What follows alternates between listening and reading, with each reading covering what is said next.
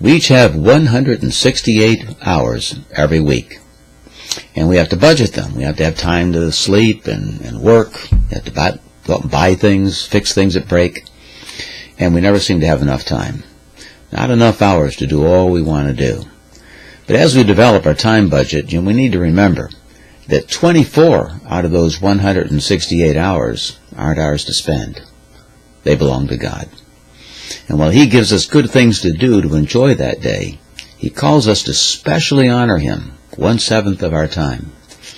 In Exodus chapter 20, verses 8 to 11, He explains this moral principle in what we call the fourth commandment. It explains something that God built into His creation at the very beginning. Westminster Shorter Catechism, question 57, quotes those verses in the fourth commandment. There it asks, what is the fourth commandment? And the answer is, the fourth commandment is, remember the Sabbath day to keep it holy.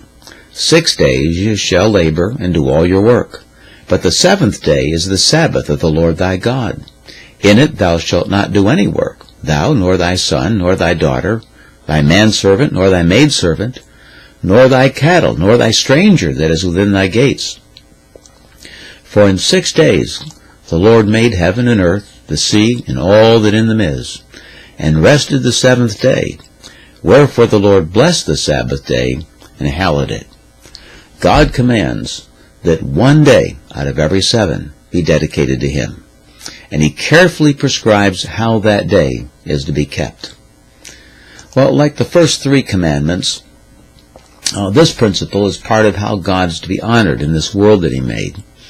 And unlike the whole system of laws about sacrifices and feast days, diets and ceremonies that were given under the time of Moses, the Sabbath was not set up to teach us about redemption. Not foreshadowing the work of Christ who would come. It was mandated even before sin came into the history of the human race. And it's a demonstration of the continuing lordship of our God as Creator over everything that He made. Well, Shorter Catechism 58 then gets down to asking us what's required of that fourth commandment. And it asks, what is required of the fourth commandment? And the answer is, the fourth commandment requireth the keeping holy to God such set times as He hath appointed in His word, expressly 1 whole day in 7, to be a holy Sabbath to Himself. Well, since it's that important, it becomes an understandably prime target of Satan. He takes advantage of the weakness and greed of us fallen people, and every one of the commandments is twisted around by making excuses that we can disobey them at times, little loopholes that we make, little exceptions we attach to it. The Sabbath is openly challenged by many churches today that reject that it even has a place as a guide for godly living in our modern world. Well, some divide up God's plan into totally separate plans. They view the Sabbath that it was only for Israel and that it was never intended for the church. Some assume that God's purposes changed depending on human decisions and rebellion. And some misunderstand how Jesus fulfilled all of God's law. Now, we studied into that in some of our earlier studies on God's law. But we know that in what Jesus came to do, He fulfilled the law's demands by paying the price demanded in our place when He died for us on Calvary. And He also fulfilled the demands of the law by obeying it perfectly. And He did that in our place too. So that He fulfilled all that's needed that His people could again be declared innocent based on His life and death. And were declared righteous, clothed in His righteousness because of that holy life He led as our representative. But nowhere are we told in all the Bible that Jesus came to eliminate the moral principles laid down at creation. In fact, Jesus Himself made that very clear in Matthew 5:17-20, which we looked at in a previous study.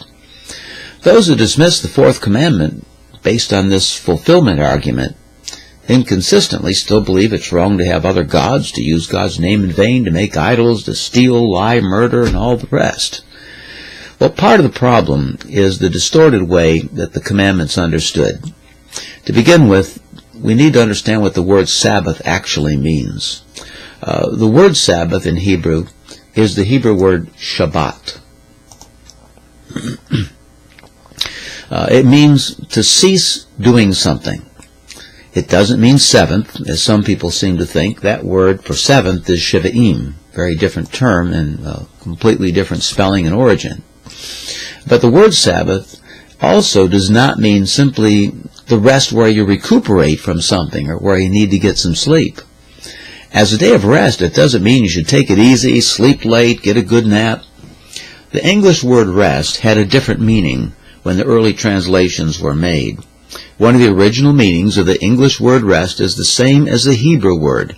It means to cease. We still use that word rest several ways, for example, in music notation. A rest symbol in music doesn't mean that the musician goes for a break or takes a nap. It just means that the sound he'd been making up to that point stops for a specific count, and then it starts up again. Well, certainly God wasn't tired out after his work of creation. He didn't need to take a rest in that sense. And in Genesis 2:3, it says that God rested from all his work. Today, more literally, we translate it, God ceased from all his work. The work he'd been doing was creating things. And when he finished creating things, he stopped creating. He rested from that work. He ceased from doing it. And he didn't just take a vacation to get his strength back. The Sabbath day literally means a day of ceasing. Well, it's in Exodus chapter 20, verses 9 and 10, that the commandment spells out that what it is that we're to cease from doing on the Sabbath day. There it says, 6 days you shall labor and do all your work, but the seventh day is the Sabbath of the Lord your God, and in it you shall not do work. You, nor your son, nor your daughter, nor your male servant, nor your female servant, nor your cattle, nor your stranger who is within your gates. So the word work or labor here is the word avod. It's the normal word for the work that we do to earn our provisions on a regular basis. In this verse, it means we're to stop doing what we had been doing the other 6 days, particularly we're not to keep up doing the things that we do to earn our living. And that's what particularly we're to stop from. But labor isn't a penalty of sin, not something that Christ paid for, so now we don't have to labor or something, or that throws out the commandment. It's what God directed us to do while we were still in our unfallen estate. In Genesis 1:28, he told Adam to subdue the earth and to rule over it. And this subduing and ruling means to make responsible use of it, to provide for our daily needs, to act as God's managers of the world, to promote his glory in it. Now, some try to excuse themselves from keeping the Sabbath day by saying, well, every day is the Lord's day, right? Well, that sounds very pious, but it's not consistent with what God says. Certainly, every moment belongs to him and should be used for his glory. But it was God himself that set aside the Sabbath day. He made it to be special from the other 6 days of the week. That was God's decision. It's not that we assume that the other days aren't the Lord's and that he's not the Lord over them. Of course he is. That's just plain not what it means. So God didn't call us to become idle on the Sabbath day either. We're not just to do nothing and get lazy. It's the work that we're doing we should stop doing so that we're not earning our daily provisions when we should be worshiping and honoring the Lord as Creator. The moral duty continues on the Sabbath, however. There are in fact 3 kinds of specific duties that are mentioned in the Sabbath, things that actually God specified should be done on the Sabbath day. And they're the works of worship, the works of necessity, and the works of mercy. Let's take a look at all 3 of those. First of all, we're to be busy with worship on the Sabbath day. That's the whole point of the Sabbath principle. That we should, individually and collectively, honor our Creator in a special way on that day. But worship involves work of some sort. It involves many things that need to be done on the Sabbath. And God commanded those who lead as elders to be very busy on that day. They work. However, this work was never considered labor in the patriarchal times, in God's law, or even in the New Testament church. These laborers were laborers for God as servants of his kingdom. And they were supported not by earning wages, but they were supported from the tithes of those who are under their care. That's the point taken up in our 8th commandment. We'll get to that a little bit later. But the same is true for worshipers. It's not labor to do things to get ready for church. God commands the gathering of His people under the elders for worship on the Sabbath day. And it's a direct violation of the Sabbath principle to use rest and recuperation as excuses to sleep in on Sunday or not bother getting ready for church or go fishing or neglect coming to church because, oh, well, we were up late Saturday night or whatever. Well, aside from just the worship work that we can do on the Sabbath day, works of necessity should be continuing on Sunday too, or the Sabbath day. And these are the things needed to preserve life. God's Word shows you that it's expected of us on the Lord's Day to feed and care for our families. We need to take care of our house guests, in fact, and even to feed and take care of our animals on the Sabbath day. We're to defend against lawbreakers and save those who are in danger. The things we think we maybe would like to enjoy and relax with in life aren't the necessities. Well, Jesus illustrated this Sabbath principle in Matthew 12. There in the first 8 verses, remember, these corrupt religious leaders came to Jesus and accused Him and His disciples of breaking the Sabbath. They'd been going through the fields and they were picking corn to eat while they were walking along. Well, Jesus explained that eating and preparing food was never forbidden by God. It may be wrong to buy food or to sell meals for food or do things of that sort on the Sabbath day, but it's not wrong to prepare meals for yourself, for guests in your home, or even for those who are traveling through town. It's also our obligation to keep peace by protecting against crime and aggression. We're not to close our police stations or give our armed forces a day off. Criminals and enemies would love that. It's also our obligation to keep the peace in every way that we can. And we don't cease from our kitchen work on Sundays either. We don't leave crashed cars around without removing the danger until Monday. We need to be very careful that we don't go to extremes on this. To avoid buying things on the Sabbath, it's very simple. You prepare by buying them before the Sabbath gets there, and you won't have to go out to the store. Be sure your car's gassed up, your refrigerator and cupboards are stocked up, supplied adequately. And the peacekeeping agencies, they should avoid doing routine work on the Sabbath day, but they continue to protect the population against illegal activity. Even churches should do their regular office work on the other 6 days and restrict Sabbath activity to what's really necessary to carry out all that's needed for worship. But the Sabbath then should also be a day for doing works of mercy. Now, these are activities that show our compassion and love for the truly needy, those who are in need of our help. And this includes comforting the lonely, the sick and the infirm, rescuing those in danger. Hospitals and nursing care centers don't close down all day Sunday and just hope the patients survive till Monday when they get back. In Matthew 12, verses 10 to 14, in fact, Jesus used an example to show how mercy was never forbidden on God's Sabbath day. No one was expected to leave sheep that fall into a pit to suffer and die in the Sabbath. And then in Luke 13, beginning at verse 12, he said we don't stop caring for our ox or our donkey because of the Sabbath day. Well, in both passages, Jesus was being criticized for healing someone on the Sabbath. Certainly if we can care for our donkeys and our ox and sheep, we can take care of someone who needs healing on the Sabbath day. That would be an act of mercy. It was never forbidden. So these activities stand in contrast with our regular labor, by what we do to earn our living. That's what was forbidden on the Lord's Day, not all these other activities. And, we should be careful that we don't avoid doing acts of mercy and worship and necessity, because to do that would in itself be rebellion and disregard for some of God's most basic principles. But as far as work on the Sabbath is concerned, employers are held greatly responsible for the Sabbath day too. In Egypt, Israel was, as a nation, made into slaves. They weren't permitted to keep the Sabbath day holy, but God held their captors and taskmasters guilty for it. And so for that they paid a heavy price. Workers should do their very best not to have to labor on the Sabbath day, except in these areas of worship, necessity, and mercy, of course. But if they're required to do so under threats of their employers or forced to in some oppressive nations where they have no choice, their employers or taskmasters are the ones who are breaking God's law, and they face God's judgment for this sin.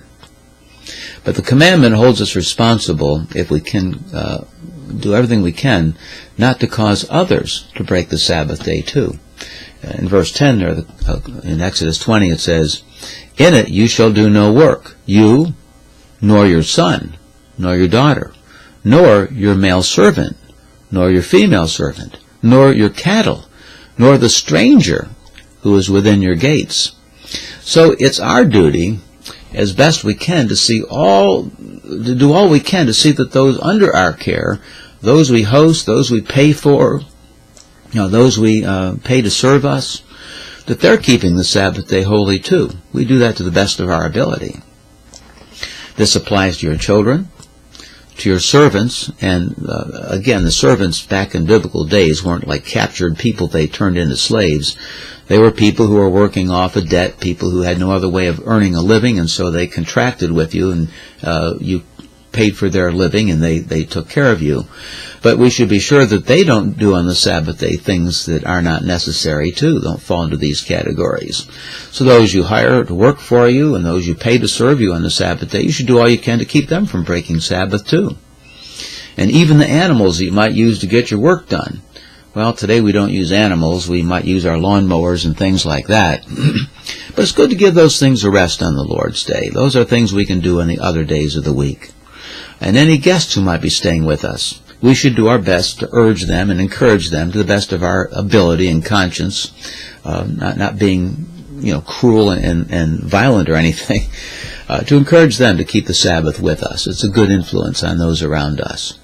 So as much as it goes against our modern culture and the accepted practices of some churches, paying others to work for us on Sundays is not a good idea.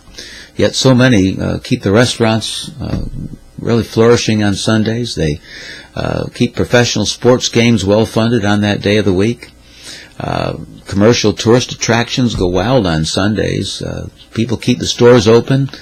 In fact, sometimes they have special sales and promotions you can't get unless you shop on Sundays.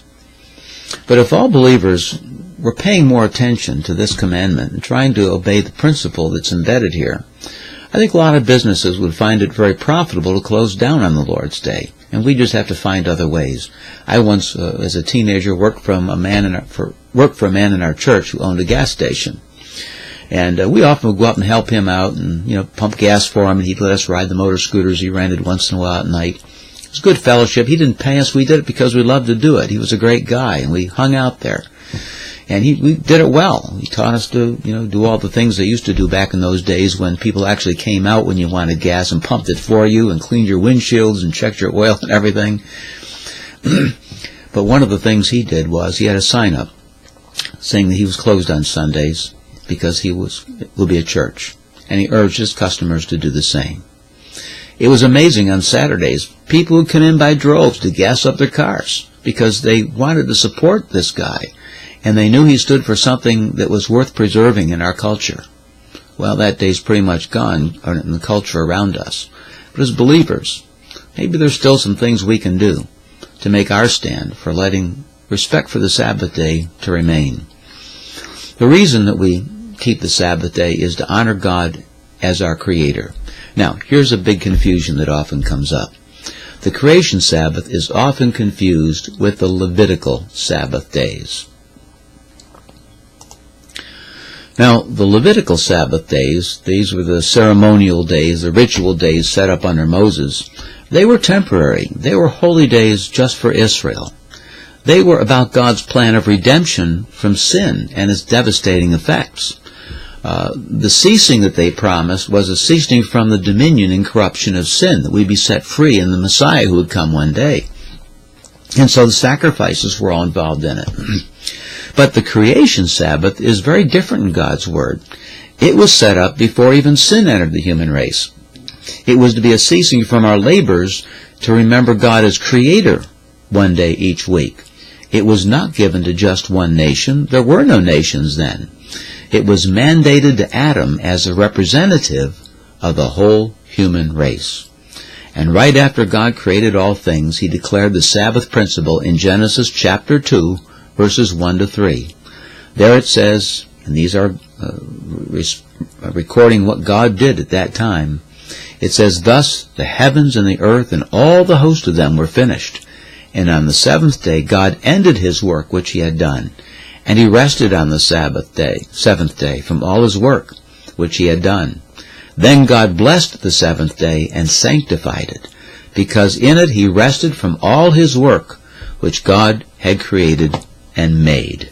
And so after 6 days of work, the seventh was the day after it was all completed, the ceasing day. God set it aside and sanctified it. So in those first moments after creation was completed, God set our calendar in motion with a 7-day cycle, which was last all through history. The 7-day week is the basic time structure that God gave us, and it should govern all our schedules. For one whole day, after 6 days of labor, we're to stop to honor our Creator. So, what day of the week did God set aside? Saturday? Sunday? Well, question 59 of the Catechism gets right to that point.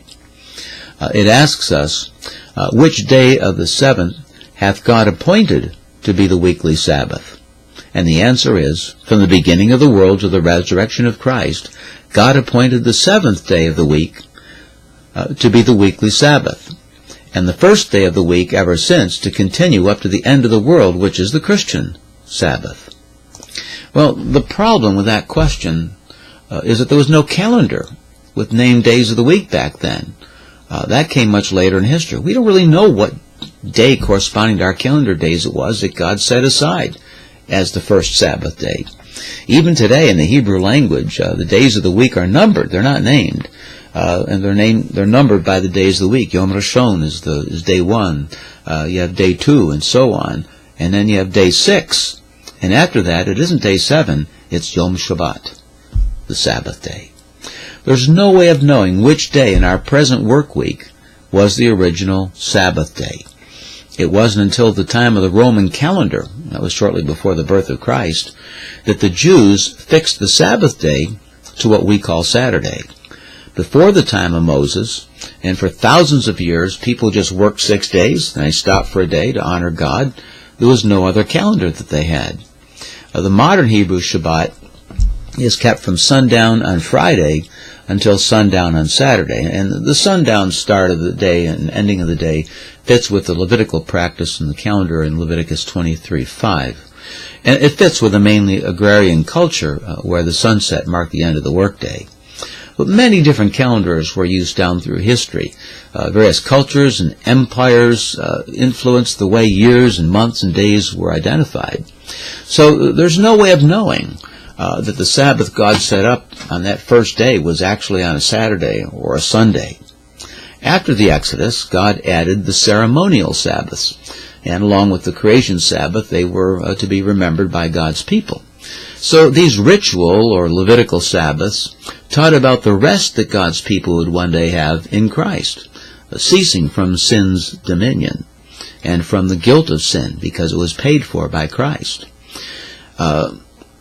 They represented, that is, these creation or ceremonial Sabbaths represented the liberty that believers will one day have by being set free from the guilt of our sin.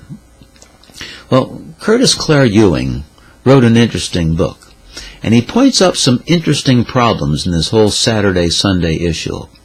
In the ritual system, according to Leviticus 23, there was also a double Sabbath each year. It was a day when the Sabbath was followed by a second Sabbath, a second day of ceasing. And after 2 days of not working, the 7-day cycle would start up again. Now, if the Sabbath is on what we would call Saturday one year, it would shift, therefore, to Sunday for the next year. After 2 Sabbaths and you work 6 days and you have another Sabbath, well, you've got another day in there. So now what used to be the Sabbath is now the day before the Sabbath, if you understand what I mean. And so it would shift from 1 year to Sunday, the next year to Monday, and so on. And if it didn't shift, that means they would have only worked 5 days between Sabbaths that week. And remember, they had no external calendar to measure things by, so they went back to work. They put in a good 6 days of labor and stopped for the Sabbath again. If this, in fact, is the way this verse is to be understood, then the rabbis were actually rejecting the calendar of Moses when they fixed the Jewish Sabbath day to the Roman Saturday. That took place long after the Old Testament was completed. God didn't actually himself fix the Sabbath day to a particular day of the week until after the resurrection of Christ, when through his apostles they attached the celebration of God's creatorship along with his redeemership to the first day of the week, which would be Sunday. And then after that we work 6 days and we rest again on the seventh. And that is remembered, of course, because Jesus rose from the dead on that first day of the Roman week. The fourth commandment is not about those redemptive Levitical Sabbaths. The fourth commandment given at Mount Sinai was not to call people to do something new that Moses had just delivered at that time. They were to remember the Sabbath day, to keep it holy, something they'd been doing all along. We see these 7-day cycles and the resting from gathering when the manna was given and so forth. They knew what the Sabbath was. They had remembered it all along, although they hadn't been able to keep it very well when they were in captivity. But they were now to remember what God had set up way back at creation. And so God made it holy from the very beginning, way back in Eden. And so it's clearly based upon creation, not upon our need for redemption like these other Sabbaths that were added in the time of Moses. The commandment, in fact, itself, as recorded in Exodus chapter 20, verse 11, makes this purpose very, very clear. There it says, "For in 6 days the Lord made the heavens and the earth, the sea and all that is in them, and rested on the seventh day. Therefore the Lord blessed the Sabbath day and hallowed it." So clearly ties the celebration of the Sabbath day to the creation of God, the things that he made, the making of the heavens and the earth and all other things.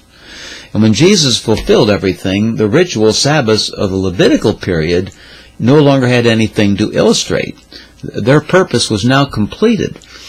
They were no longer binding on anyone, not even to Israel. And we saw that later with the experience of Peter and others, as it was made very clear to them that all those ceremonial and dietary laws had now been completed in Christ.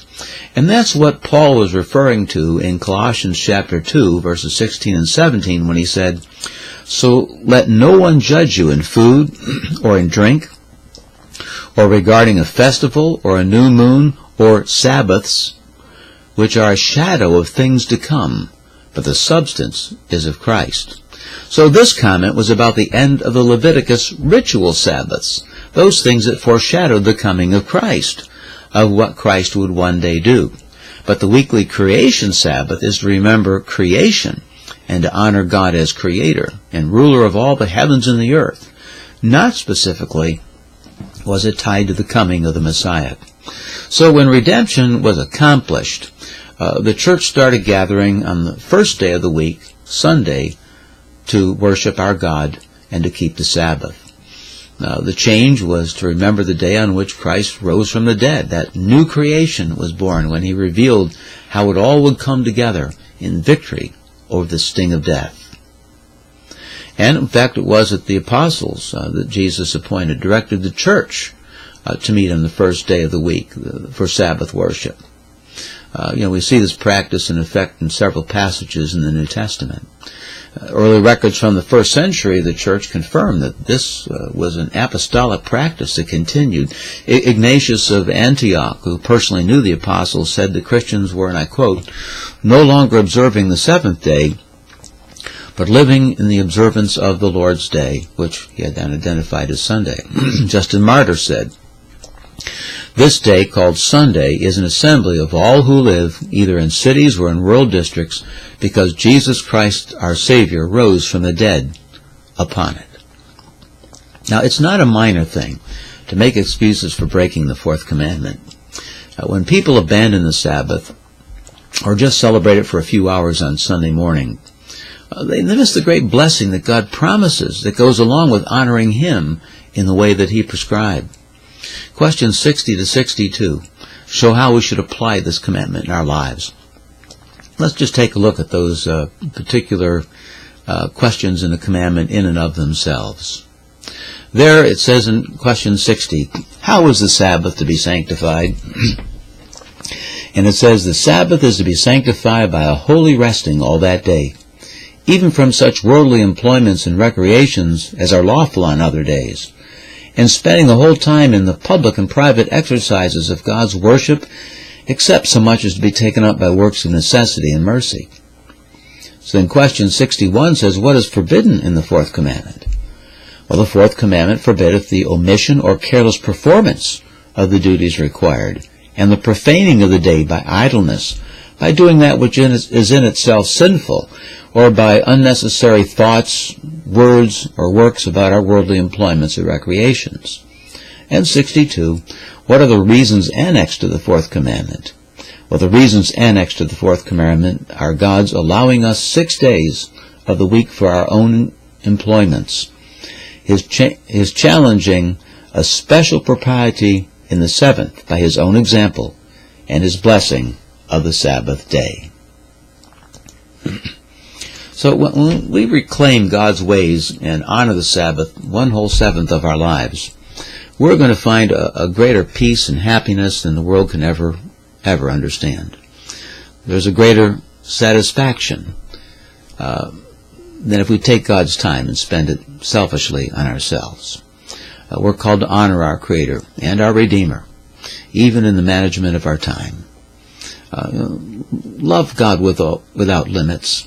It's always best to enjoy His promises in the way that He prescribes. And when we do, God is honored, and His promised covenant blessings are advanced in our lives. Another approach to this is presented in a paper I did for the Central Florida Presbytery Fraternal back in 2013, and that's available on our website. And there's also a PDF of the outline lessons for this available on our site too. But our next study is going to continue this by looking at some of the objections that people often make to this more strict view of this creation Sabbath. So we'll be doing that in our next study. So for now, keep God's Sabbath day holy, honor Him, and enjoy the great rich blessings that God has for us all.